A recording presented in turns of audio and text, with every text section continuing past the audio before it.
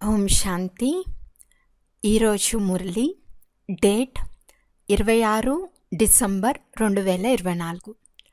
బాబా చెప్తున్నారు, మధురమైన పిల్లల్లారా, ఇప్పుడు మీరు చదువుకుంటున్నారు. పతితుల నుండి పావనంగా అయ్యేందుకు ఈ చదువు.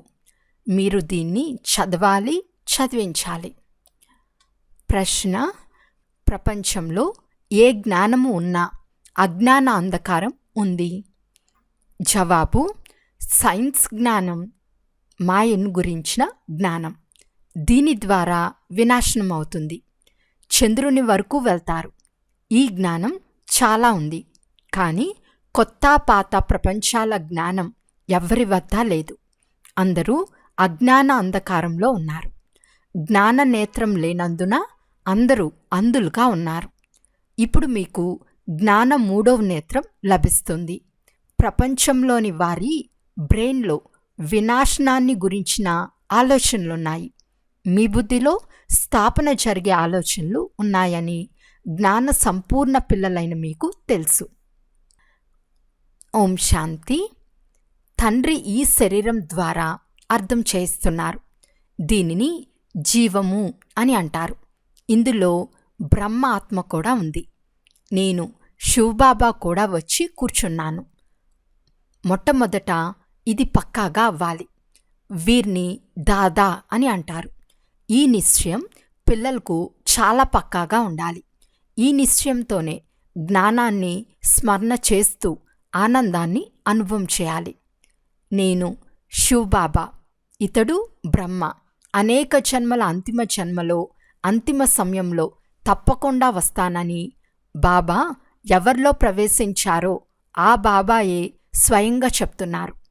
ఇది సర్వశాస్త్ర శిరోమణి గీతా జ్ఞానమని పిల్లలకు అర్థం చేయించబడింది. శ్రీమతము అనగా శ్రేష్టమైన మతం. శ్రేష్టాతి శ్రేష్టమైన మతం ఒక్క భగవంతునిదే. వారి శ్రేష్ట మతం ద్వారానే మీరు దేవతలుగా అవుతారు. ఎప్పుడైతే మీరు భ్రష్ట మతంను అనుసరించి పతితులుగా అవుతారో అప్పుడు నేను వస్తానని తండ్రి స్వయంగా చెప్తున్నారు. మనుషుల నుండి దేవతలుగా అవ్వటము అంటే దాని అర్థాన్ని కూడా తెలుసుకోవాలి. వికారీ మనుషుల నుండి నిర్వీకారి దేవతలుగా చేసేందుకు తండ్రి వస్తారు. సత్యుగంలో కూడా మనుషులే ఉంటారు, కానీ వారు దైవీ గుణాలు కలిగినవారు. ఇప్పుడు కలియుగంలో అందరూ అసురీ గుణాలు కలిగిన వారిగా ఉన్నారు. అంతా మనుష్య సృష్టియే, కానీ ఇది ఈశ్వర్య బుద్ధి, అది అసురీ బుద్ధి. ఇక్కడ జ్ఞానం ఉంది, అక్కడ భక్తి ఉంది. జ్ఞానం వేరు, భక్తి వేరు. భక్తికి సంబంధించిన పుస్తకాలు అనేకమున్నాయి.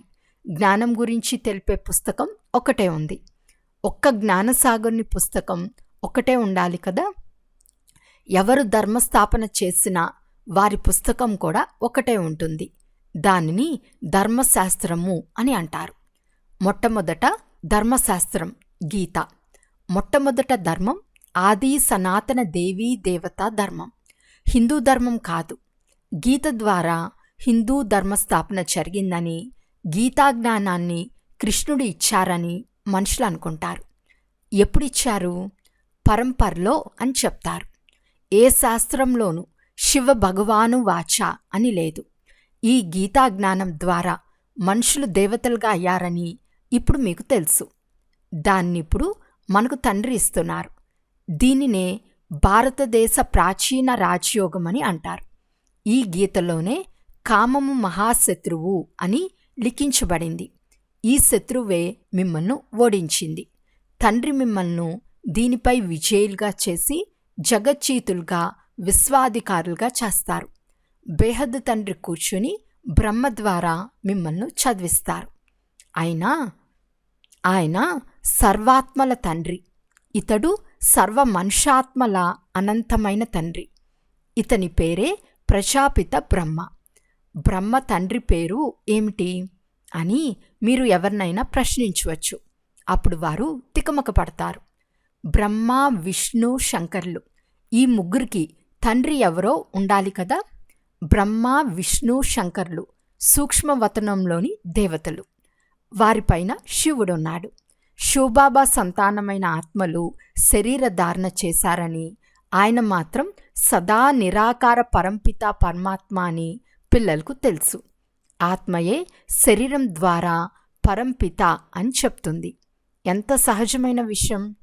దీనిని అల్ఫ్ అంటే తండ్రి, బే అంటే వారసత్వం, చదువు అని అంటారు.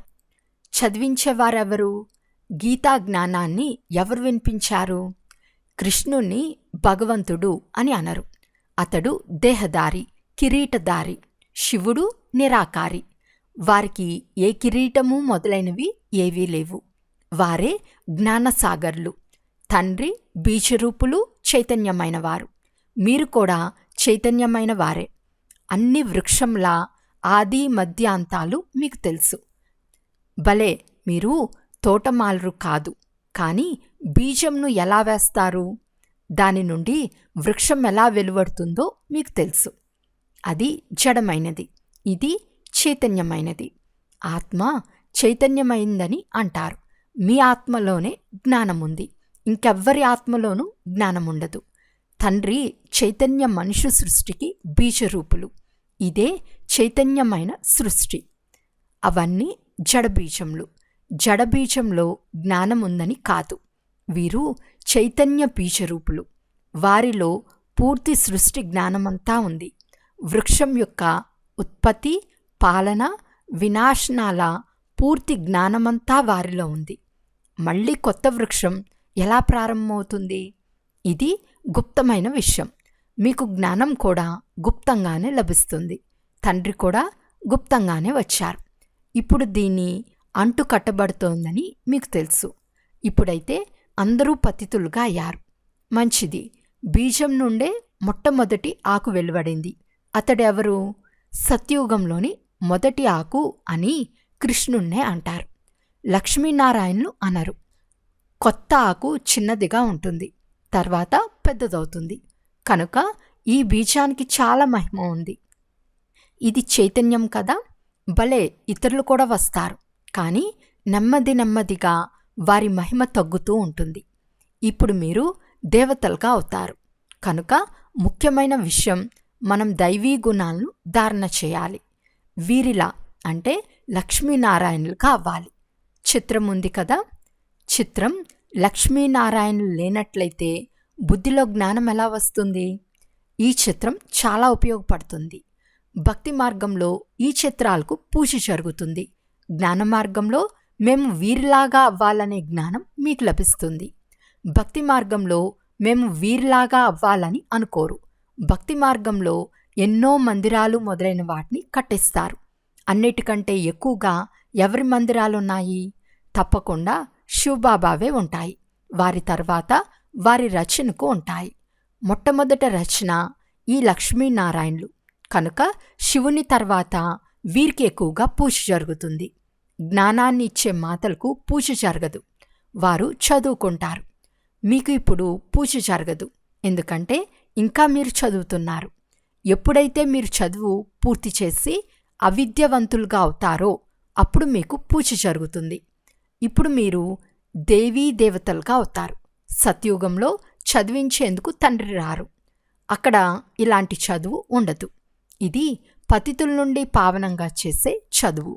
మనల్ని ఎవరు ఇలా తయారు చేస్తారో వారికి పూజ జరుగుతుందని, తర్వాత మనకు కూడా నెంబర్వారుగా పూజ జరుగుతుందని మీకు తెలుసు. తర్వాత క్రిందకు దిగచారుతూ 5 తత్వాలను కూడా పూజించటం ప్రారంభిస్తారు. 5 తత్వాల పూజ అనగా పతిత శరీరాల పూజ. పూర్తి సృష్టిపై ఈ లక్ష్మీనారాయణల రాజ్యం ఉండేదని మీ బుద్ధిలో జ్ఞానముంది. ఈ దేవీ దేవతల రాజ్యాన్ని ఎలా ఎప్పుడు పొందారో ఎవ్వరికీ తెలియదు. లక్షల సంవత్సరాలని అనేస్తారు. లక్షల సంవత్సరాల విషయాలైతే ఎవ్వరి బుద్ధిలోనూ కూర్చోవు. అందుకే ఇది పరంపరగా వస్తుందని అనేస్తారు. దేవీ దేవతా ధర్మం వారు ఇతర ధర్మాల్లోకి మారిపోయారని, భారతదేశంలో ఉన్నవారు తమను తాము హిందువులుగా చెప్పుకుంటున్నారని ఇప్పుడు మీకు తెలుసు. ఎందుకంటే పతితులుగా అయినందున దేవీ దేవతలుగా చెప్పుకోవటం శోభించదు. అయితే మనుషుల్లో జ్ఞానం ఎక్కడ ఉంది? స్వయానికి దేవీ దేవతల కన్నా గొప్ప బిరుదులను ఉంచుకుంటారు. పావన దేవీ దేవతలకు పూజ చేసి తల వంచుతారు. కానీ తమను తాము పతితులమని అర్థం చేసుకోలేరు. భారతదేశంలో ముఖ్యంగా కన్యలకు ఎంతగానో నమస్కరిస్తారు, గౌరవిస్తారు. కుమారులను అంతగా గౌరవించరు. పురుషుల కన్నా ఎక్కువగా స్త్రీలకు నమస్కరిస్తారు. ఎందుకంటే ఈ సమయంలో జ్ఞానామృతం మొదట ఈ మాతలకు లభిస్తుంది. శివబాబా ఇతనిలో అంటే బ్రహ్మలో ప్రవేశిస్తారు. బ్రహ్మబాబా జ్ఞానపు పెద్ద నది అని కూడా అర్థం చేసుకున్నారు. జ్ఞాన నది కూడా అయ్యాడు, పురుషుడు కూడా అయ్యాడు. బ్రహ్మపుత్ర నది అన్నిటికంటే పెద్ద నది. ఇది కలకత్తా వైపు సాగరంలోకి వెళ్ళి కలుస్తుంది. మేళా కూడా అక్కడే జరుగుతుంది. కానీ ఇది ఆత్మ పరమాత్మల మేళా అని వారికి తెలియదు. అది నీటి నది. దానికి బ్రహ్మపుత్ర అని పేరు పెట్టారు. వారు బ్రహ్మతత్వాన్ని ఈశ్వరుడు అని అంటారు. కనుక బ్రహ్మపుత్ర నది పావనమైందని అనుకుంటారు. వాస్తవానికి గంగా నదిని పతిత పావని అని అనరు. ఇక్కడ సాగరం మరియు బ్రహ్మ నదుల మిలనం జరుగుతుంది. బాబా చెప్తారు, ఇతని ద్వారా దత్తు తీసుకునేందుకు ఇతడు స్త్రీ కాదు. ఇవి చాలా గుహ్యమైన అర్థం చేసుకోవలసిన విషయాలు. ఇవి మళ్ళీ ప్రాయలోపమైపోతాయి. తర్వాత మళ్ళీ మనుషులు ఈ ఆధారంతో శాస్త్రాలు మొదలైనవి తయారు చేస్తారు. మొదట చేతితో లిఖింపబడ్డ శాస్త్రాలుండేవి. తర్వాత పెద్ద పెద్ద పుస్తకాలు ముద్రింపబడ్డాయి. సంస్కృతంలో శ్లోకాలు మొదలైనవి ఉండేవి కాదు. ఇవి పూర్తిగా సహజమైన విషయాలు. నేను అంటే బ్రహ్మ ద్వారా రాజయోగాన్ని నేర్పిస్తాను. తర్వాత ఈ ప్రపంచమే సమాప్తమైపోతుంది. శాస్త్రాలు మొదలైనవేవి ఉండవు. మళ్ళీ భక్తి మార్గంలో ఈ శాస్త్రాలు మొదలైనవి తయారవుతాయి. ఈ శాస్త్రాలు మొదలైనవి పరంపరగా వస్తున్నాయని మనుషులు భావిస్తారు. దీనిని అజ్ఞాన అంధకారము అని అంటారు. ఇప్పుడు పిల్లలైన మిమ్మల్ని తండ్రి చదివిస్తారు. దీని ద్వారా మీరు ప్రకాశంలోకి వచ్చారు. సత్యుగంలో పవిత్ర ప్రవృత్తి మార్గం ఉండేది. కలియుగంలో అందరూ అపవిత్ర ప్రవృత్తి కలిగిన వారున్నారు. ఇది కూడా డ్రామాయే. తర్వాత నివృత్తి మార్గం ఉంటుంది. దీనిని సన్యాస ధర్మము అని అంటారు. అడవిలోకి వెళ్ళి ఉంటారు. అది హద్దులోని సన్యాసం. ఈ పాత ప్రపంచంలోనే ఉంటారు. మీరిప్పుడు కొత్త ప్రపంచంలోకి వెళ్తారు. మీకు తండ్రి ద్వారా జ్ఞానం 3వ నేత్రం లభించింది. కనుక మీరు ఎంతో నాలెడ్జ్ఫుల్గా అవుతారు. దీనికంటే గొప్ప జ్ఞానం ఉండనే ఉండదు. అది మాయా జ్ఞానం. దాని ద్వారా వినాశనమవుతుంది. వారు చంద్రుని పైకి వెళ్ళి పరిశోధనలు చేస్తారు. మీకు కొత్త విషయాలేవీ లేవు. ఇదంతా మాయాడంబరం. చాలా షో చేస్తారు. ఏదైనా అద్భుతం చేసి చూపించాలని చాలా లోతుగా వెళ్తారు. చాలా అద్భుతం చేయటం వలన నష్టం కలుగుతుంది. వారి మెదడులో వినాశనం గురించిన ఆలోచనలే వస్తాయి.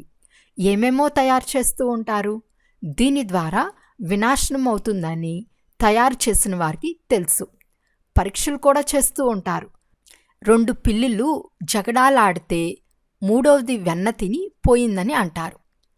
కథ చిన్నదే, కానీ ఆట ఎంత పెద్దది. వీరి పేరే ప్రసిద్ధమైనది. వీరి ద్వారానే వినాశనం నిర్ణయించబడింది. ఎవరో ఒకరు నిమిత్తంగా అవుతారు కదా. స్వర్గం ఉండేది, కానీ ఆ సమయంలో క్రిస్టియన్లు లేమని క్రైస్తవులు అర్థం చేసుకున్నారు. ఇస్లాం వారు, బౌద్ధులు కూడా లేరు. అయినా క్రైస్తవులకు మంచి తెలివి ఉంది. దేవీ దేవతా ధర్మం లక్షల సంవత్సరాల క్రితం ఉండేదని భారతవాసులు అంటారు.